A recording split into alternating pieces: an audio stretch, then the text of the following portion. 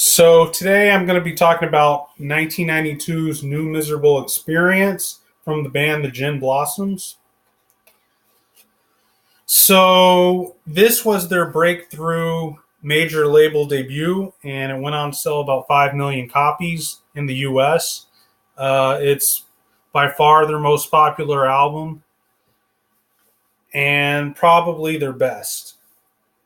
And that is largely in part due to the craftsmanship of Doug Hopkins, their former guitarist and primary songwriter.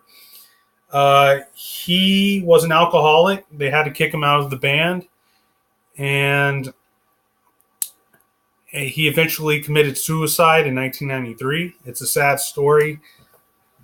Uh, their albums following that have never been quite as good. They did make a comeback in 2010 with the album No Chocolate Cake, but nothing they did was ever as good as this. This is a classic. The cover is very iconic. You may have seen copies of this lying around in thrift stores in CD form, and you may recognize the album cover. The what do you call it? The sun protector on the truck or whatever is them. So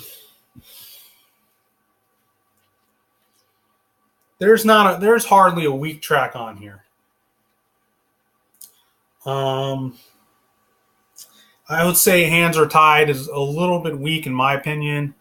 It's just not quite as inspired as the guitar riffs on the other tracks, but that can grow on you after a number of listens. So even it has redeeming qualities.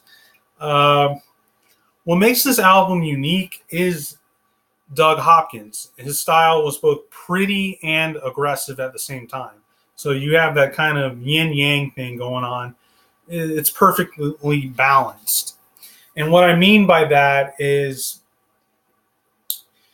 he could do something grungy like the guitar chords in Hey Jealousy, while at the same time doing something pretty like Pieces of the Night or Allison Road, which are more jangly and clean sounding.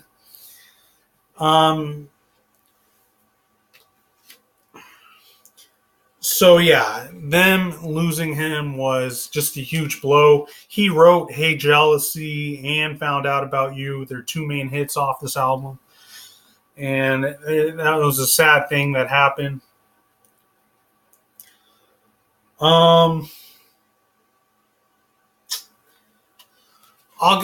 just do some highlights of this album. Lost Horizons, written by Doug Hopkins, is the opening track. That is a great song. The guitar riffs are just really catchy.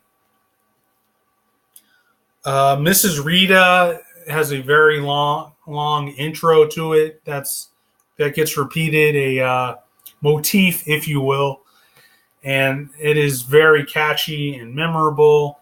And that was not written by Doug Hopkins. That was written by Jesse Valenzuela, their rhythm guitarist.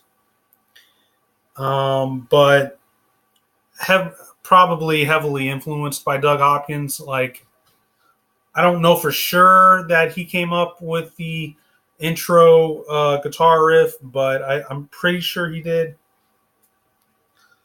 Until I Fall Away, that was a fairly popular single for them and another one of my favorites. 29, also written by Valenzuela, is kind of a miniature masterpiece. Masterpiece might be a bit strong, but it's a very coming of age, very powerful track. Only time. Some of the lyrics go like, "Only time will tell if wishing wells bring us anything." I mean, it's just very pretty imagery and very jangly. By the way, speaking of jangly, I don't think I mentioned it, but the Hopkins style is kind of it's almost like a hard rock version of the Byrds. It's very jangly. It's kind of the Byrds meets REM guitar style. Um, and that's what I like about it. Everything is, when I say jangly, it's, I don't know. I don't know if I can define it. You just have to hear it. It's very plucky, a little bit folksy, and yet something else altogether. I mean, 29 pieces of right. Cheating, that was a hilarious track. It's basically a novelty song. It's a parody of country songs, but it actually sounds really good. It's got a steel guitar in it, and it sounds really, it's polished. Their record after this, that they did without Hopkins, obviously. Congratulations, I'm sorry, which the title of the record comes from what people were telling them. Congratulations for your success. I'm sorry for your loss. Um, Congratulations, I'm sorry was not as polished as this. It sounded a little bit like a garage rock band rather than something polished from like a major label. It's a decent record. It comes nowhere near the genius of this record, though.